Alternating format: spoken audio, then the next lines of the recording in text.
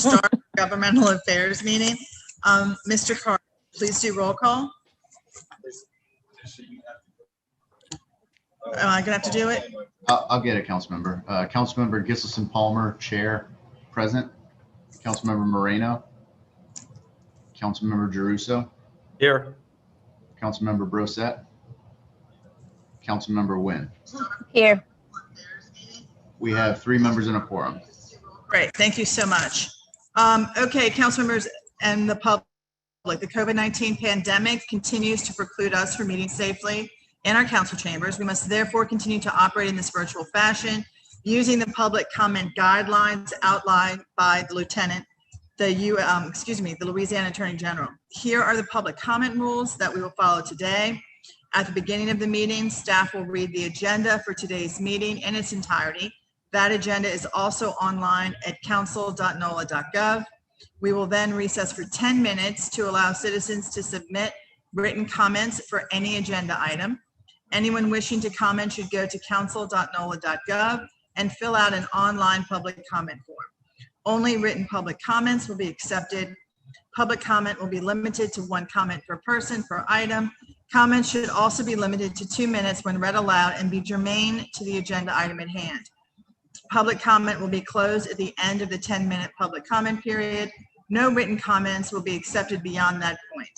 Before voting on an agenda item, council staff will read any public comment received for a pending agenda item. Okay, who is going to read? Is that Mr. Carter or is that Paul?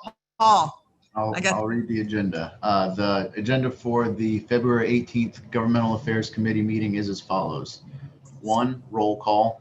2, recess to receive public comment. 3, approval of the minutes from the February 4th, 2021 meeting. 4, appointments. 4A, Fairgrounds Citizen Advisory Committee, Richard Kahn. 4B, Industrial Development Board, Leon Richard. 4C, Metropolitan Human Services District, Gary Mendoza. 4D, New Orleans Redevelopment Authority, Tony Hackett Antrim. Item number 5, City of New Orleans Citywide Risk Assessment Report. Representatives of the Office of Inspector General to present. Item 6, other matters, and item 7, adjournment. Thank you so much, Mr. Herring. With that, we will recess for 10 minutes. We will come back at 1:13.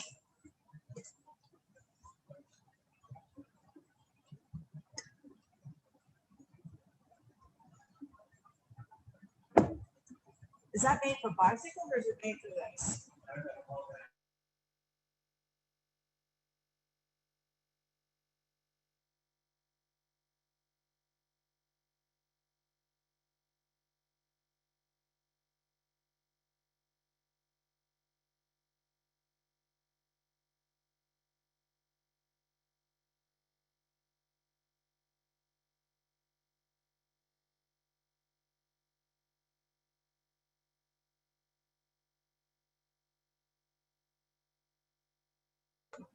Erica, can you hear me?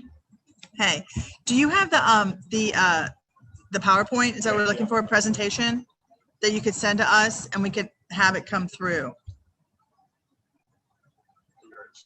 I'm sorry, you're on mute.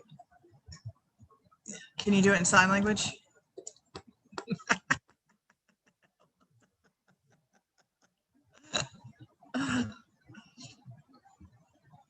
Yeah, perfect. I'm still, you know what? I've been using Zoom for a year now, and I feel like I'm still have technical difficulties with it. So we got, can you hear me? Councilmember Palmer, can you hear me? Can you hear me? We can hear you, but you're a little faint. Can't hear her at all. Can you hear me now? Can you hear me now? Did she send it to you? No. Ed, do you Erica, want to? Hear me? If you could send it to Andrew Sullivan, would be great. Yeah, I guess we do need to figure out why it's not working.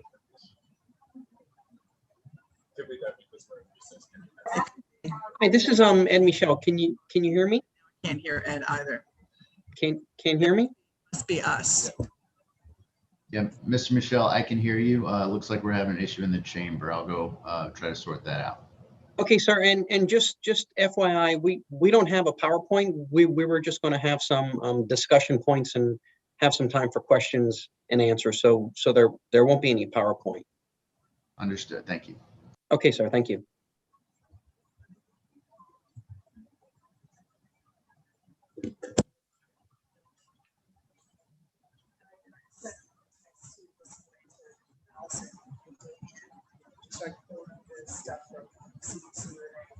Yeah, that's something else.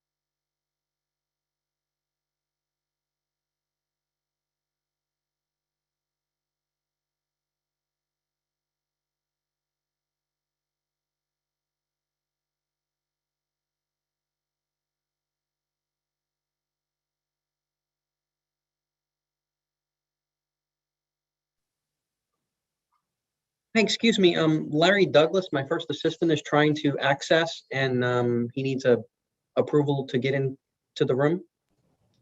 I just let him in. Thank you.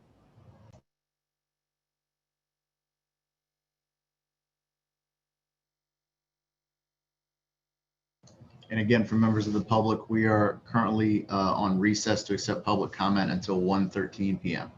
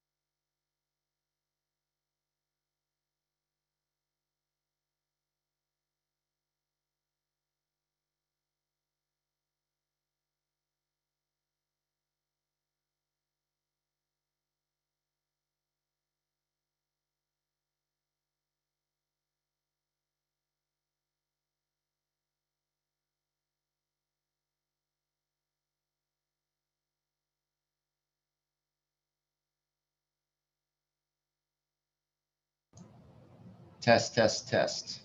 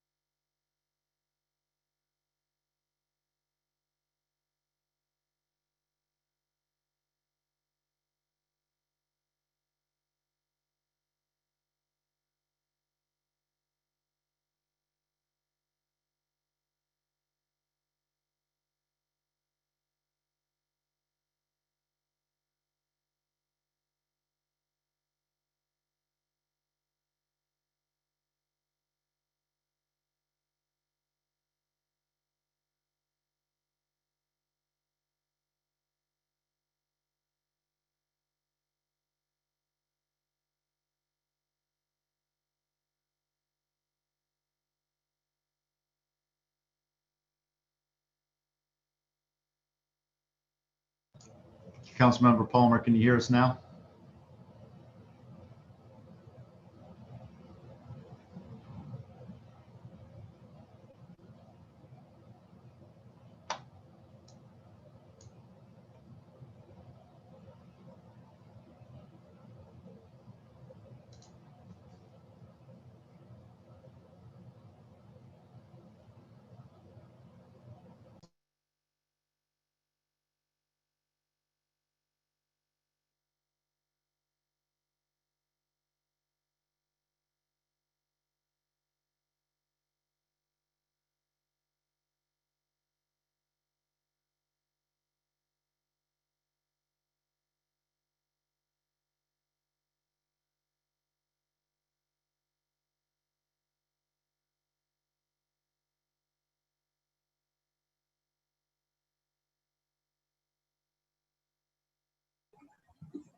Okay, you can hear me? We can hear you. Can you hear us? Yeah, I can hear you. Joe, Joe, would you say something so I can make sure I hear you? I can hear you. Yay. Great. Paul, would you like to do roll call again, please, to get us back into the meeting? Councilmember Giselson Palmer, Chair, present. Councilmember Moreno. Councilmember Giarrusso, present. Here. Councilmember Brosette. Councilmember Nguyen, Here. present. We have 3 members and a quorum. Great, thank you so much. With that, since we have a quorum, could somebody make a motion, please, to approve the minutes from the February 4th, 2021 meeting? So move. Moved by Second. Member Nguyen, Second. Member Giarrusso, all in favor? Aye. Any opposed? Okay, thank you. Next, we would like to go straight to appointments. All right, Mr. Carter? I'll cover this, council member. The first appointment is for Richard Kahn to the Fairground Citizen Advisory Committee. Council research has found his questionnaire to be in order. Great, thank you so much. So Richard Kahn, do we have a motion to accept? So moved. So move. Moved by Second. Caruso, second by Councilmember Nguyen, all in favor? Aye.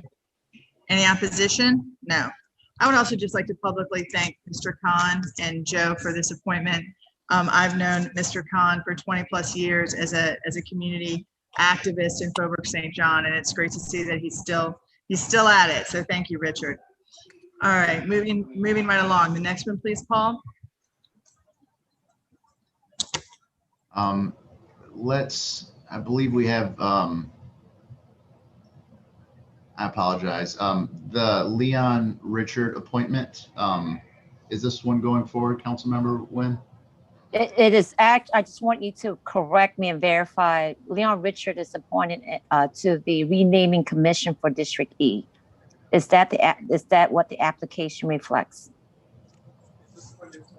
I believe we haven't received, I believe we didn't receive the application in time for this meeting, but we do have it now. If you want to push it to the next meeting. How can we move forward with this today? Do we need to do? Can I make a suggestion? Can we put it on the council agenda and just add it there, and everything else will go on consent, but we vote this one there? And then That's fine. rules, would that be okay, council members? Let's do that. Okay, so we're just going to refer this one to the full council meeting on Thursday. And that'll keep us in the same timeline, Councilmember Nguyen. Great. Thank you. Oh, no, my pleasure. Next is Gary Mendoza, Paul. That's right. The next appointment is Gary Mendoza to the Metropolitan Human Services District. We have received the questionnaire and have found it to be in order. Great, thank you so much. Do we have a motion to accept Gary Mendoza? So moved. So moved. Moved by Second. Moved by Councilmember Jeruso, seconded by Councilmember Nguyen. Thank you both. All in favor? Aye. Any opposition? No opposition. Thank you. Let's please move to Tony Hatchett. The next is Tony Hackett Antrim to the New Orleans Redevelopment Authority. We have received the questionnaire and found it to be in order. Thank you so much. Do we have a motion to accept Tony Hackett Antrim to the New Orleans Redevelopment Authority? So moved. Moved by Councilmember Nguyen, seconded by Councilmember Jeruso. All in favor? Aye. Aye. Any opposition? No opposition. Thank you so much. And is that the last one? Yes, it is. So let's go to the next agenda item, please. The next item is the City of New Orleans Citywide Risk Assessment Report with representatives from the Office of Inspector General. Great, thank you so much. Council members and public, back in February, I think, was it the 10th, the OIG released their citywide risk assessment list. I wanted them to come to present to us today because it is this list that I think, if it's my understanding correctly, goes to what your work product will be in 2021. So I would like to have some more information, I think the public would as well, on what the OIG office found, the highest risk entities, and what made that list, and if this is the finite list that y'all will be reviewing this year. So with that, I know we have Erica Smith, we have Ed Michael, and we also have Larry Douglas here with us. I think y'all, if y'all want to introduce yourselves and one of you take the lead, would be wonderful. Thank you. Good afternoon, council members, and thank you for this opportunity to discuss our citywide risk assessment for 2021. I'm Ed Michel. I'm the interim inspector general, and joining me is Larry Douglas, and first assistant inspector general, and Erica Smith, my deputy inspector general. First, I'd like to just go over a couple of talking points, and then I'll turn it over to Larry and Erica for some more detailed discussion. This report supports and, more importantly, aligns with our mission to prevent, detect fraud, waste, and abuse, as well as promote efficiency and effectiveness in government operations. The objective of this assessment was to systematically assess the risk within the city, but it also was not limited to departments, agencies, districts, and component entities. We've all suffered some type of budgetary restraint in this time of COVID-19, and this report allows us to allocate the resources that we have, which are fewer, as is the case with everyone, in a much more efficient and effective manner as we identify the high-risk entities, which we believe are those entities that would require a little bit more attention in the year and the coming months.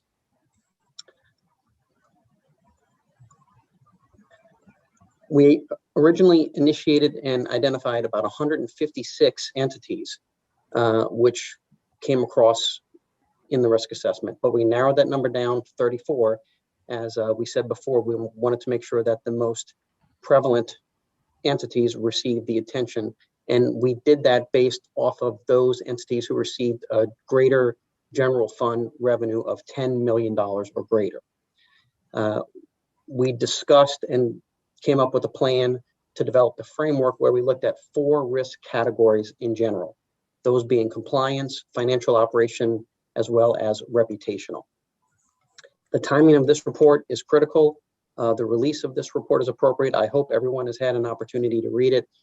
This truly reflects the hard work and dedication that the OIG employees have put behind this product, not only in the creation, but the dissemination as well. And we're going to utilize the limited resources we have and be the good stewards of the resources to ensure more efficiency and effectiveness in city government. And with that, I will invite Erica Smith and Larry Douglas to continue on with some of the specifics. All right, good afternoon. Can everyone hear me? Okay. Thank you again, Councilwoman Palmer and the members of the committee. I'm Larry Douglas. I'm the First Assistant Inspector General of Audit and Evaluations. And as Michelle spoke of, this is the results of our extensive citywide risk assessment. The goal to collaborate on this effort was designed to ensure that we as the OIG identified high-risk areas, agencies and or entities in city government that require some level of scrutiny, some level of analysis. Excuse me. Our goal is to preserve the public trust, and to that end, we are required to produce an annual report every September, due by September 1st. This is more of a detailed explanation as to how that report was generated back in September. And in that report, we identified several of the entities that we would look at through the course of the 2021 calendar year. Specific with respect to the 4 categories of risk we identified, I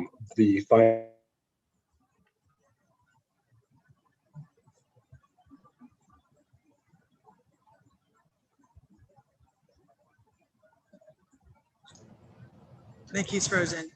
Looks like everyone with the Inspector General's office is frozen. Everybody, the Inspector General's office is frozen.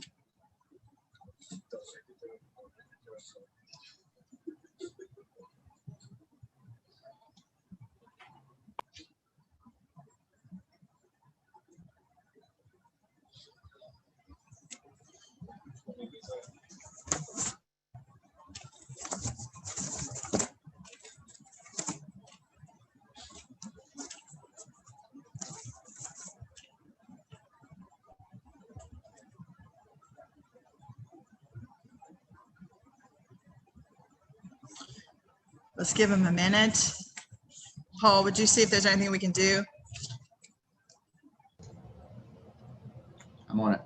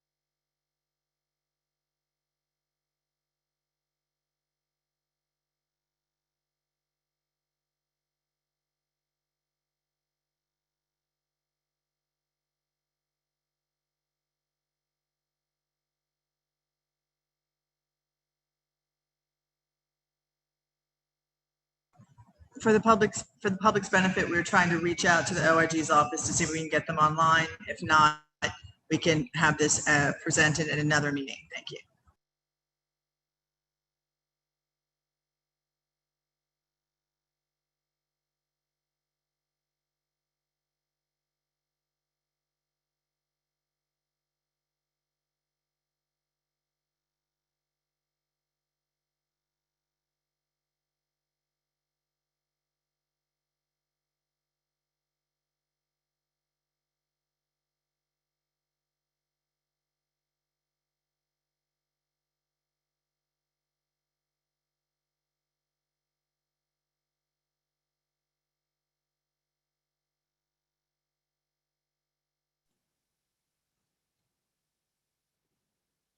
Can you hear me? Sorry. Hear you. Yes. Thank you, Erica. It's okay. I apologize. This is the trouble with the virtual world. So our internet just went down and booted us out. So both Larry and Ed should be back on in just a second. And I think I'm back on. I hope. Can everybody hear me? Yes, we can, Larry. Okay. Also, just real quick, while we're getting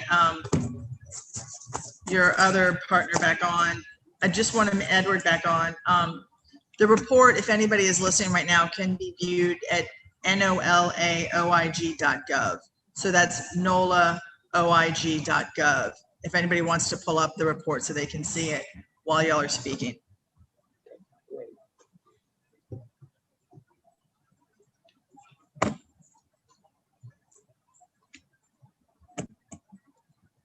Okay, there he is. All right, Edward, how would you like to proceed?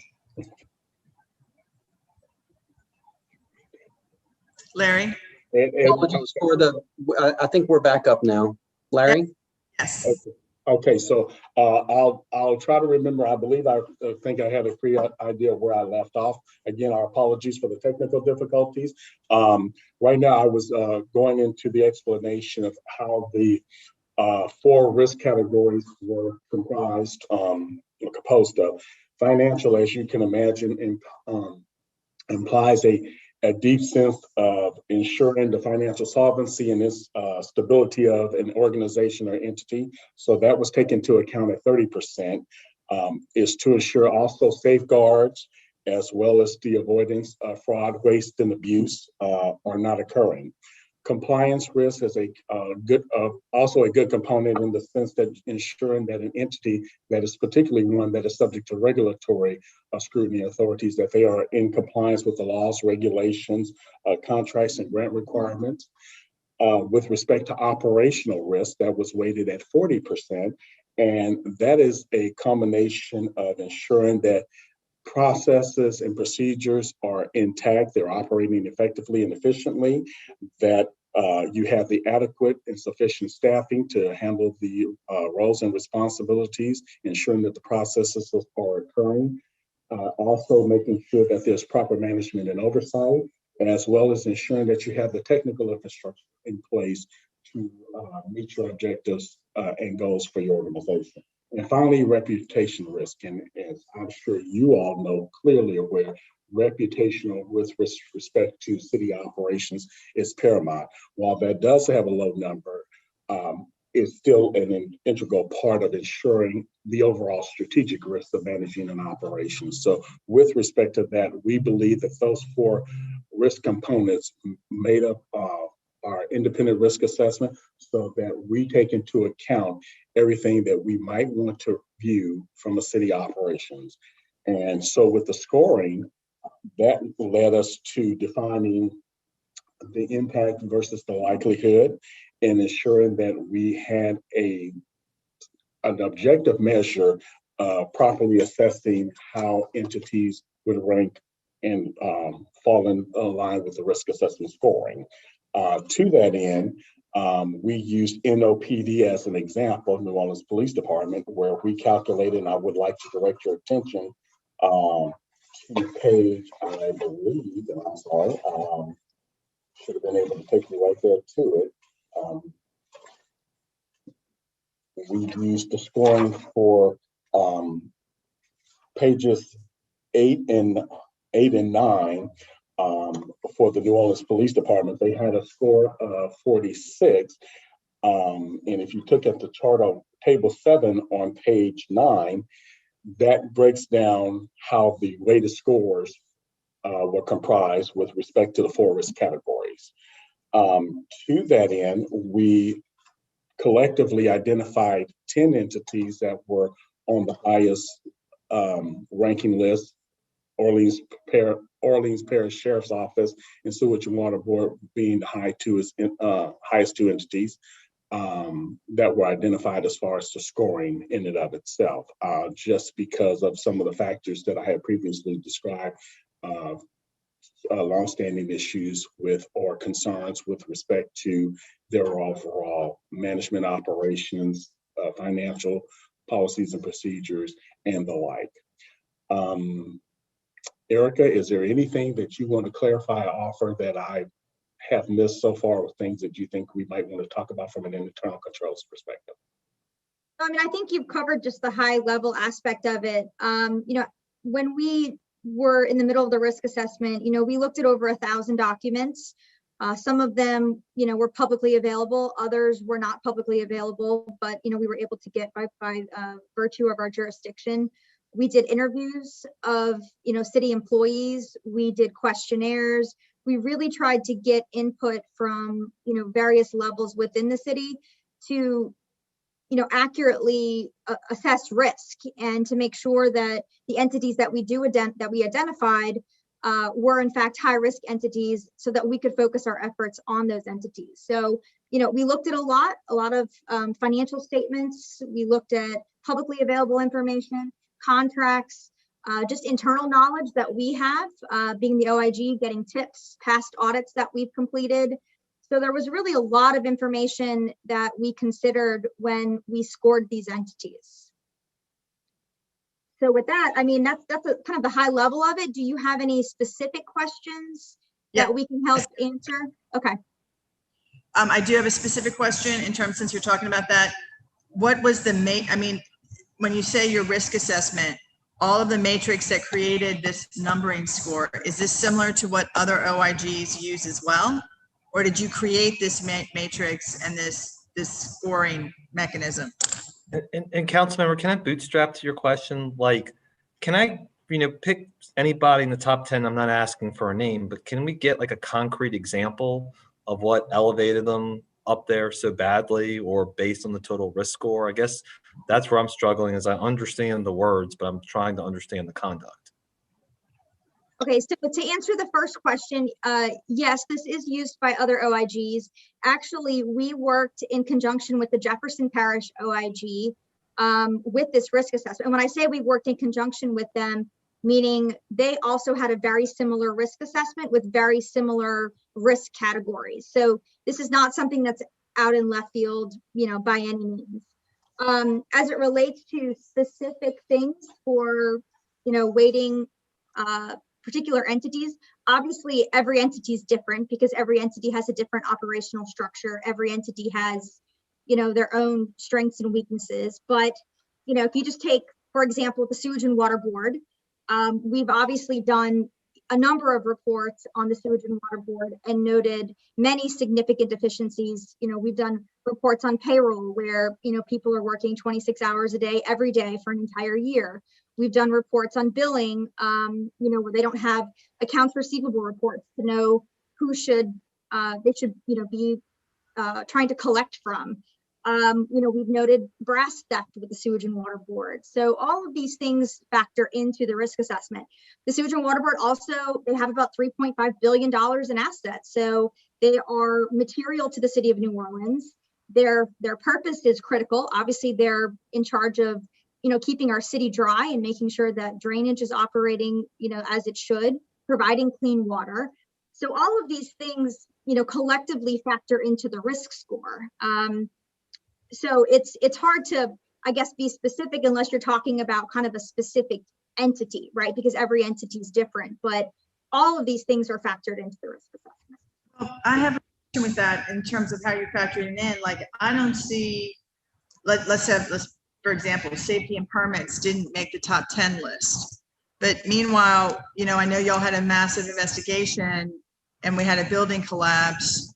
And I would assume that would, when we talk about safety and permits, that department is very much about health and safety of the people. So how would you put that within the assessment? Like it made it, I guess I'm kind of confused on that piece. And I guess as a follow-up to that, I know 1,000 documents were reviewed, but were they reviewed from 2019 to 2020? Were they several years old? I mean, how far going back was the documentation? So it depends. Sometimes, entities don't always have data available for the year that we requested, right? I would like to say that everyone was looked at for 2018, 2019, and 2020, but sometimes we just couldn't get all of the information for those years. So we had to use information for the years that they provided. So there's not always a consistency in the years if we couldn't get the data for 2018, 2019, and 2020. But those are the years essentially that we asked for. Sometimes we would get things from 2017, but for the most part, we stuck with those 3 years, 2018 to 2020. And then your question on safety and permits, they are right. Because I know we reviewed them. So what is your, specifically about safety and permits, your question is what? I'm sorry, can you repeat that? What is it that you? I'm just trying to figure out your risk assessment tool and how, and I just picked that up out of the lineup because they made under revenue stream, they made your top 9 for your risk assessment table. And then they made it again in the top 9 in your revenue stream in table 10. So table 8 and table 10, they both made it in your top 10, but not in table 9. So there's two there's 2 ways that we broke this out, right? One is by entity and one is by revenue stream. So not all entities generate revenue, but so we kind of had to do this kind of in 2 parts, right? Because some entities just have expenditures and then some entities generate revenues and also generate expenditures. So that's why it's split into 2. We do have work, maybe Ed can speak to this a little bit more, but we're not ignoring safety and permits because there is, Ed, maybe you want to elaborate on safety and permits? Yes, thank you. So as Erica was stating before, there are several different categories, and this is our 2021 assessment going forward. It is well known that we have dedicated some time to a review of safety and permits. It is a investigation that we cannot talk about due to the sensitivity, and I will stress again that if we were to have open discussions in public, it would interfere with the integrity of those investigations. We are moving forward with that. We have not by any means forgot about it. My investigators are working on it full time, and we are hoping for some conclusions in the near future, which we will be able to release publicly. Okay.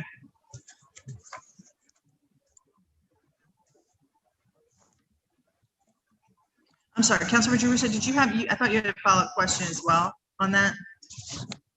No, I mean, not so much that. I guess the other question I would then have is, having seen this report, are there follow-up communications that are going to each of the entities to identify what the risk factors are? Because I realize there have been a lot of reports on Sewage and Water Board, for example, and they know. But if some departments in here, I don't want to pick on anybody, but even the council, let's take us at number 20 on here. What would be the corrective action that needs to be taken? Because I think everybody would want to know that. Right. So we obviously have to focus our efforts. We can't focus our efforts on every single entity. I mean, it's just not feasible. We're down 40% staffing as it is. So we are trying to focus our efforts to the extent that we can on just the top 10. we're obviously out at the Sewage and Water Board. We're in the middle of litigation with Orleans Parish Communications District. They're challenging jurisdiction. That's publicly known at this point. We're going to have jurisdiction issues, at least from the sheriff's perspective. We don't believe there's jurisdiction issues, but he's challenging jurisdiction on that front. We have projects going on with procurement, ERP, the IT side, all of these things we are actively in audits or evaluations. So, we're in constant communication with many of these entities in the top 10. So this is not a surprise, or shouldn't be a surprise to most of them. And then, sir, if I may add, when Mr. Douglas and I met with the City Council for our budget last year, we expressed our concern that our entity, I think it was a concern that was shared by everyone, that we actually need to hire these critical vacancies to ensure the integrity of the system. And so we are making our first hire. We have already made our first hire this week. And in June, we are hoping to hire an additional investigator, evaluator, and auditor. As we redid our budget and are operating much more efficiently now, we have realized some cost savings. And so we plan on bringing in additional personnel and then surging those resources once we get them on to the most prominent areas of risk, so we can identify them and mitigate them. I appreciate that. And look, I know without rehashing everything that's happened in the past, what the obstacles have been, I guess really my question is more centered on one of my general philosophies is it's one thing to point out a problem, it's another one to give the solution. And I just want to make sure we're solution oriented in what we're doing. And as somebody who gets accused frequently of flogging, for example, Sewage and Water Board, it's always with the criticism of, why don't you do this? What about that? How about this? And so I just want to make sure for everybody who's on the list, irrespective of what their risk score is, that if there's things that they can and should be doing better, it's identified. And obviously, if this is going to be a recurring theme, that those shortfalls are identified and whether or not there was corrective action, or if there wasn't, why the reason there wasn't for corrective action. Councilman Giarrusso, if I may add to that, one of the things that we like to do, and one of the things our intent is to do, is this is the initial framework for how we're planning to how we identify those entities that we believe are high risk. At the end of the day, we would go into those entities and have initial discussions with them to talk about deep dives. What weaknesses, systemic weaknesses rather, do you see? We want their buy-in to help them understand that we're there to help. So at the end of the day, as you suggested or as you alluded to, we want to be solutions oriented. How do we do it to make things better? So we expect there to be some exchange on their part to help us understand how can we help them at the end of the day?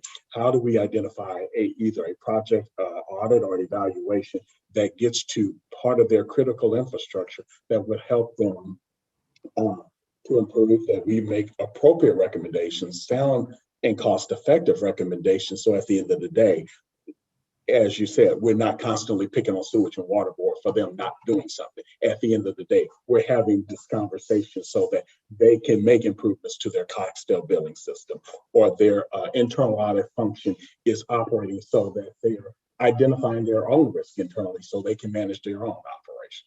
So it does. And I guess the other piece to it too, I think Councilmember Palmer was somewhat alluding to this earlier as well, is as the appropriating entity, we're also constantly being asked to resource allocate, right? And so if we know that this department is doing incredible work and they have low risk assessment scores and they take corrective action wherever they can and they're asking for more, it's a lot easier to give them money as opposed to somebody else too. So I'm just, again, as we try and look at this holistically, not only from a solution standpoint, but also from budgetary standpoint, I think that would be helpful. Thank you, Councilmember Palmer. Yeah, thank you. Councilmember Nguyen, did you have any questions or comments? No, you're good. I wanted to piggyback a little bit on Sewage and Water Board. You know, I brought this up before, and I'm not sure how y'all feel about it. when the new airport was under construction, one of the things everybody wanted to ensure, because it was such a huge price to have on that one, that OIG actually embedded somebody in the airport, right, while it was being worked on, so that there were questions that would arise. To Councilman DeRusso's point, it was more of a partnership. And so if there are questions that arise with contracts, with procurement, there was somebody there from the OIG office to help them through that process. I've brought it up again that it seems to me that Sewage and Water Board, that there should be an OIG embedded in Sewage and Water Board, especially with all the money that's coming through and the repairs being done. And also with the lack of customer service that we're still seeing, and the billing problems. Is that something that y'all would make a recommendation on? So with respect to your question, we would be happy to consider having an embed over there. It would, a couple of things would have to happen. One, they would have, just like the airport authority did, request that presence. And secondly, be able to fund it. And thirdly, we would have to have a person available to be able to surge to them full time. So those three things would kind of have to align. We are planning to hire more folks in June, an investigator, evaluator, and an auditor. I can't speak on behalf of the Sewage and Water Board and their ability or their willingness to be able to facilitate that assignment and the allocation of their funds to transfer over to pay for it. Okay, well, that's something that I will continue to recommend, and I hope that we could work towards that. But again, I guess you have to have the Sewage and Water Board would actually have to request that. Is that what you're saying? The council cannot request that? Well, the council can request it, but it, in this case, it would be appropriate if the Sewage and Water Board would reach out and ask, and then of course we would have to have an additional person to surge to them, which at the time we don't, but hopefully in June we can start hiring the process. Okay. I would like to add to that, if I may, Councilor Palmer, would be to ensure that as an oversight entity that we caveat that whether it be in the memorandum of understanding or such, that we understand that we don't want to overcross the line with assuming management responsibilities for their actions. We want to be able to align ourselves to be able to properly then go back and oversee without jeopardizing our independence, to ensure that our recommendations that we do are not crossing any lines of independence or any levels of objectivities. Our standards, our auditing standards, specifically address our ability to ensure that we maintain our highest level of standards of objectivity and independence. So at the end of the day, while we want to be able to offer as much resources and help and guidance, we want to make sure that we don't, to the best of our ability or without intentionally overstepping our bounds, that we maintain our level of independence and objectivity. So within the framework, I say all that to say within the framework, at the end of the day, we want to make sure that we both come to the full agreement that that would be the key objective, would be to aid, guide, and consult, but not directly, specifically oversee and direct.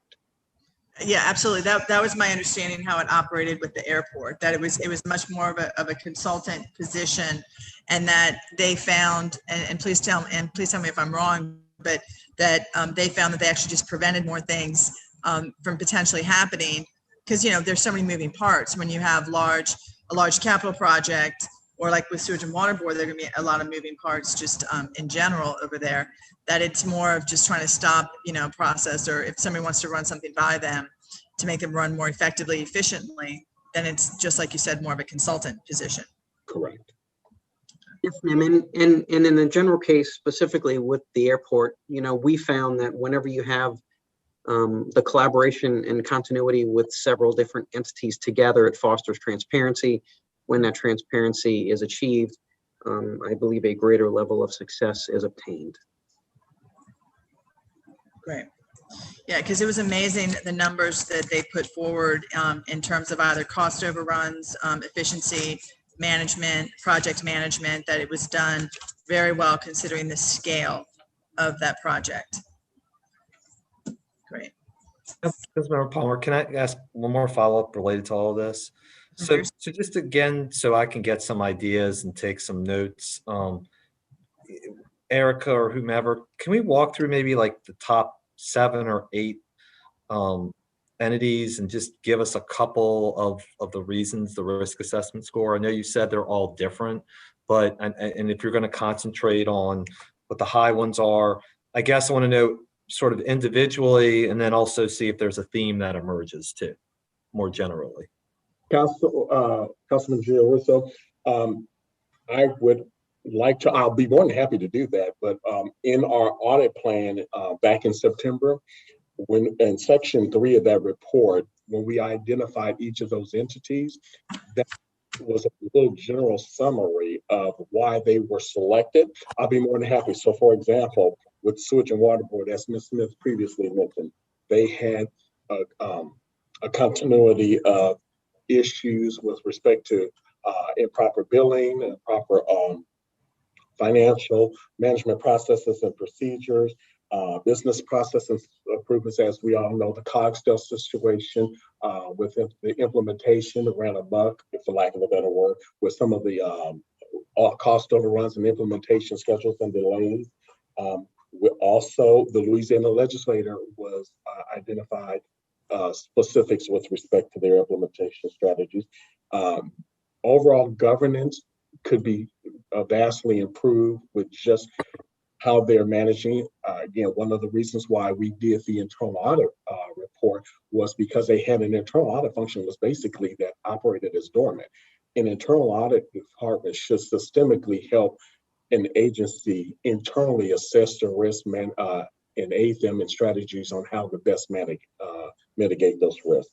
So that's just one, or that's just a kind of a summarization of why Sewage and Water Board was selected as a high risk. But would I go back then to September of 2020 for the ones that are in the top 10? That's correct.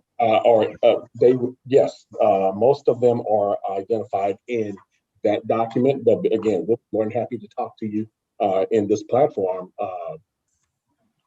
to the degree.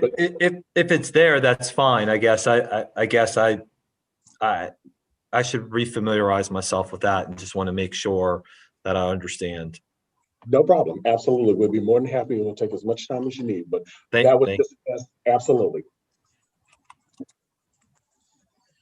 Then could you also, thank you, Joe. I think that's a really good question. I have the same question regarding Orleans Parish Sheriff's Office. So what were the primary risk assessments there? Are we talking about safety of the incarcerated there? Are we talking purely with their budget, mismanagement of funding? What is it exactly that y'all are referring to?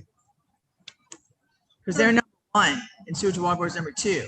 I'm not agreeing with you there. I mean, it wasn't a surprise to me to see that, but I'm just curious. I'd like to know what it is. Right. So there's a number of things with the sheriff's office. Obviously, the city of New Orleans contributes a significant amount of money to OPSO, but essentially has no operational control over the jail. I think there was about Keep that, because that's like a real sticking point, I think, with this administration and this council that we're also now battling in terms of building another facility there. And I'm not sure the public really understands that. So what you're saying is there's a significant issue here that the city is putting millions of dollars into a jail where we have no control over how that money is expended and whether or not it's expended well or wisely. Is that what I'm saying? Yeah, that's correct. The city of New Orleans contributes, by my calculations, about 73% of the overall funding for Orleans Parish Sheriff's Office, but essentially has no operational control over the jail. So that's one issue. Another issue, obviously, the Orleans Parish Sheriff's Office has been under a consent decree since I think like 2013. The jail has had a number of issues as it relates to prisoner safety. I mean, if you just pull up even NOLA.com articles, you find that prisoners have committed suicide. They've had illegal drugs in their systems.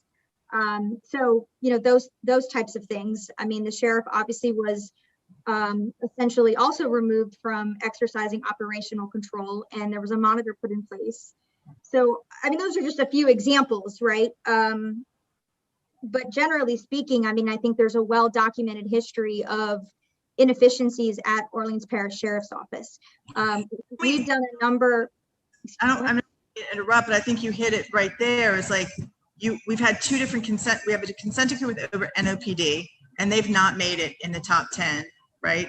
But now we've had a consent decree with the Sheriff's Office since 2013, and we're number one even with the consent decree. So then my question is, what's the problem with the consent decree, and why is it not working? And, you know, are the monitors no good? I'm going to publicly say it. If they can't even get out of there and they're now on the top one for OIG, or is the way that you're assessing their risk inaccurate? No, I don't think we're assessing risk inaccurately. I mean, we applied the same methodology to all entities, but I think there's no one right or wrong answer. I think it's a combination of factors. I mean, even though the sheriff, you know, was essentially, you know, stripped of his responsibilities, he still has, you know, some, I guess, say input or, you know, into this process. I mean, at the end of the day, we know that there's still problems in the jail. So whether that's the monitors, whether that's the sheriff, either way, there's clearly an issue with governance. So that's one of the reasons why they basically have a perfect, not that perfect is good, but why they have the highest score, right? So I don't think there's one particular, you know, one pinpoint answer, but I just think collectively, all of the things that we've discussed have basically made them, you know, get 100 on the risk assessment. And then please keep in mind, ma'am, and public resources that we're putting into the jail, and now we're going to put more resources from OIG, where if we had other places to put y'all, you know, to make sure that government runs more effectively and efficiently, we could really use that. It's very frustrating to me as an elected official to see the amount of money and resources that have gone to correct problems in a brand new facility, and y'all just gave it 100% score, the highest score in terms of a risk assessment. And you have a consent decree with the sheriff, you have judges involved, you have you know, the city government, you've got all these folks involved, and all the city's only involved. It meant, my understanding is all we're doing is giving money, a lot of money, to a broken system. Is that a good assessment? Did you want to add to that, or did you want to? Well, I believe the assessment speaks for itself, and you know, the portion of something to consider that may help with the understanding of why they were number one. Most of the entities on our list, when we contact them and ask for some information so we can further evaluate the position, just because we're asking for something, that doesn't mean that we're pointing the finger and saying, hey, this group is bad, or this group is in detrimental need of improving its efficiencies and its effectiveness. We're looking at the total score, and with this, one of the combinations is reputational risk versus the amount of money that's spent. However, in this case, when we requested some information so that we can try to evaluate the efficiencies and effectiveness, whereas the other entities associated with the city gladly or begrudgingly, either way, gave us the information that we asked for. With respect to the sheriff's office, they questioned our jurisdictional capability over them. And to add to that, so I believe, Councilman, you mentioned the difference between OPSO and NOPD. When we talk about risk holistically in this format, this is our assessment of risk from an inherent standpoint. As you can imagine, both NOPD and Sheriff's Office are both high in nature because of the nature of their operations. They are responsible for health and public safety, so inherently their risks are going to be large. With respect to what Mr. Michel just spoke of, when we spoke with NOPD and when they provided the information to our risk assessment, we then further evaluated their operational information from a compensating control standpoint, things that would mitigate those existing inherent risks. to ensure that they're managing this to an acceptable level. The risk score that NOPD came down to within the medium range would suggest that their controls that they're working over, for example, with the consent decree, making sure that they're complying with all the components of the federal consent decree to ensure that they can eventually move away from that. Their financial processes, they have appropriate segregations of duties such that at the end of the day, they are managing their risk from an acceptable level. To the point with OPSO, because we did not get any information that we could evaluate and assess any level of compensating controls. Therefore, we were not able to lower that score. So does that make all sense in an encapsulated, holistic standpoint?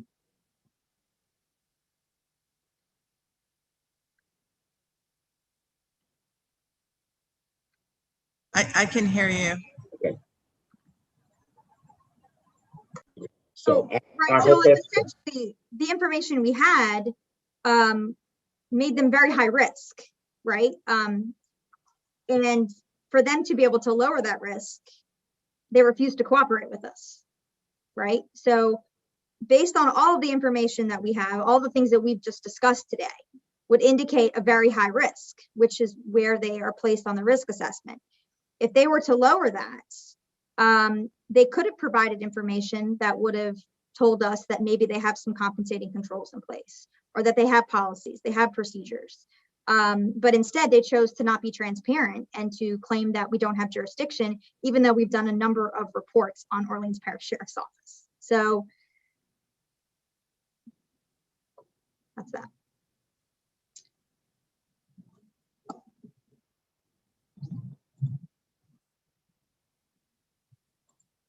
So let me just ask, I've been listening, and so the risk assessment is basically depends on the organization, the department providing the information to the OIG to basically provide the monitoring, basically.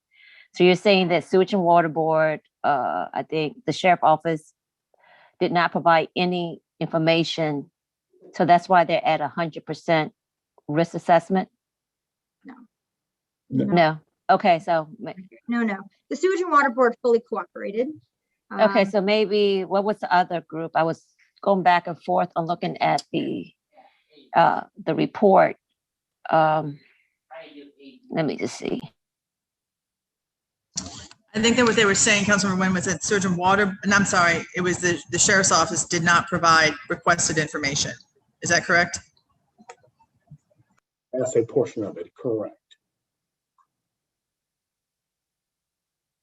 I mean, we're able to gather a number of documents that are publicly available, right? So it's not that there's no information, but we weren't able to get all of the information that we requested or needed because they refused to cooperate with us.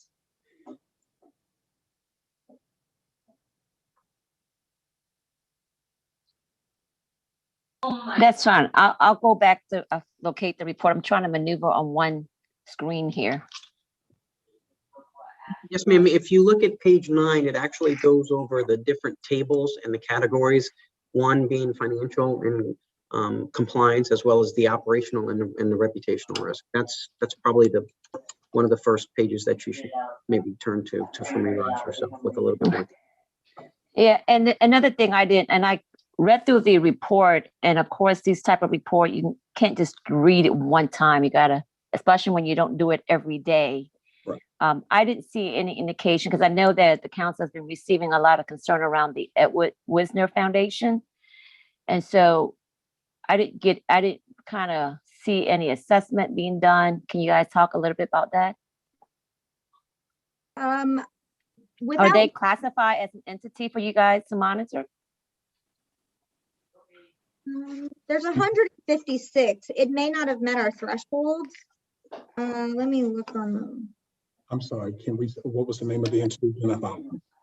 The Wisner The Wisner. Fund. Okay, thank you. I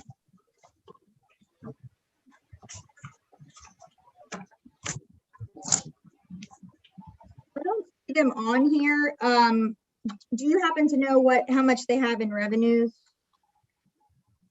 or expenditures? Because that's probably why. I mean, we They looked at 156. Financial revenues, they're just split amongst different entities.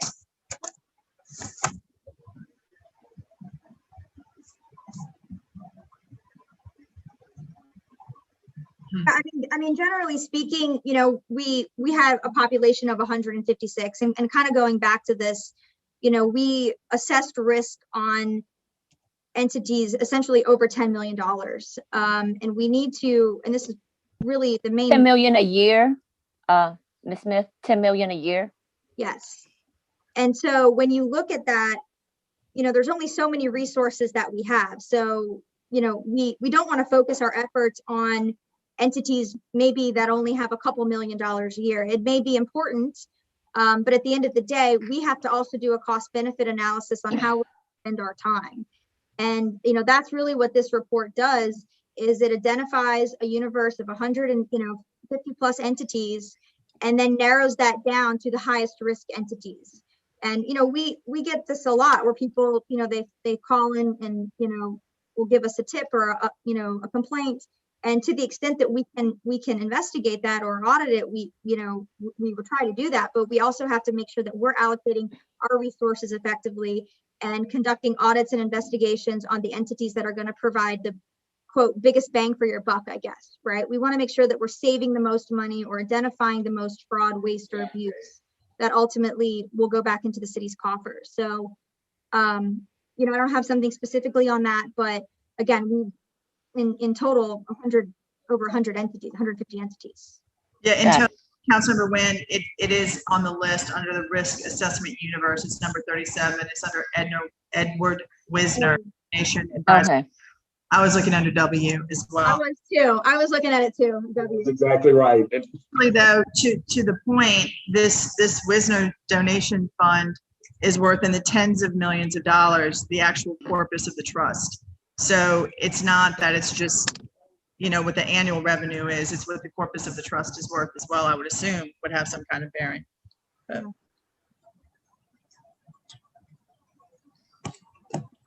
So yeah, I still have questions, I think, regarding safety and permits. And I think to Councilmember Nguyen, I also agree about the Wisner Fund, but it's kind of interesting. All right. And please keep in mind, I would like to add that our risk assessment, this is not a one-time thing. This risks are ever evolving. So as we get information from you all and things that we learn, we kind of try to go back and do our best to do some level of reassessments so that if there was anything that would cause the risk score to go up or go down, we try to shift those. And as Ms. Smith and Mr. Michelle alluded to, our goal is to try to do the most bang for the buck with respect to our limited budget. But at the end of the day, we want to make sure that we are saving the taxpayers right amount of money, that we're providing a strong governance and supporting a strong governance infrastructure, to support the New Orleans government. And at the end of the day, our intent is to always kind of come back to making sure that we're doing our best to identify those entities that would end up being high risk or would appear to be most problematic, so that we can either help them get back on the right track or kind of guide them with respect to continuous consulting and recommendations to improve their operations. Okay, well, so I guess one of my last questions then is, of these 10 entities, are we going to be seeing a report this year on these 10 entities? Is that what the goal is? The goal is for us to get as many projects done with respect to the entities we identified. That's correct. So right now we do have a couple of those outside of the sheriff's office, because again, they're of course challenging our jurisdiction.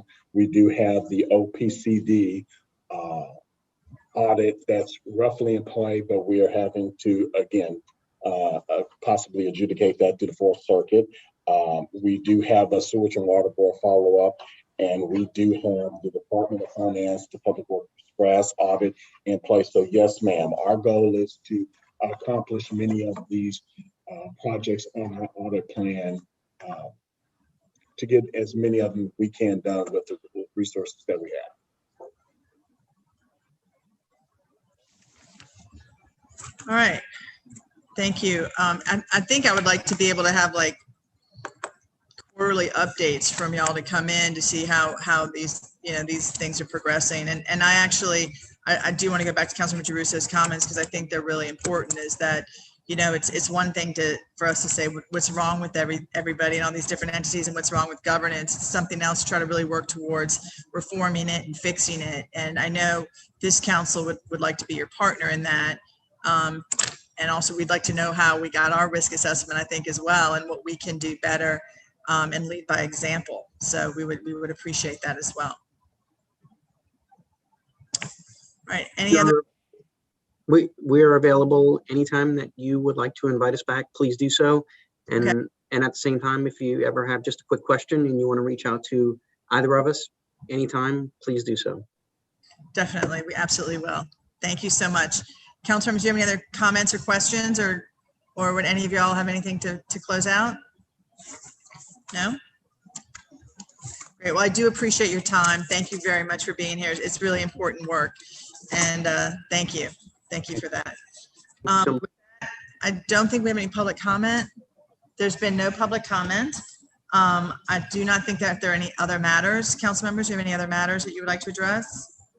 No? Well, then with that, I would take a motion to adjourn. So moved. Moved by Councilmember Jerusso, Second. second by Councilmember Nguyen. All in favor? Aye. Aye. Any opposed? No. Again, thank you all very much. We appreciate you. Thank you. Take care. Bye. Bye-bye.